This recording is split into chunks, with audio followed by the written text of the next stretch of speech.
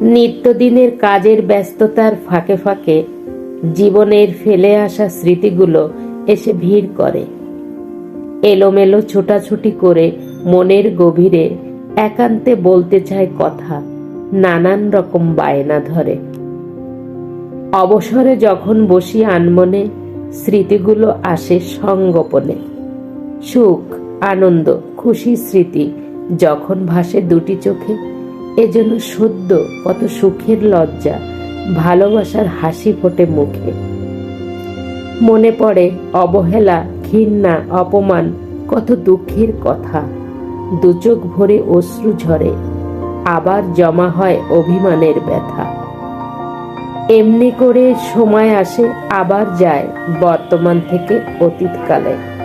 তাই জীবন যেন জড়িয়ে থাকে শুধু স্মৃতির জালে। আমি রিনিয়া পলাশ। এতক্ষণ আমার কণ্ঠে শুনছিলেন আমার লেখা কবিতা স্মৃতির জাল।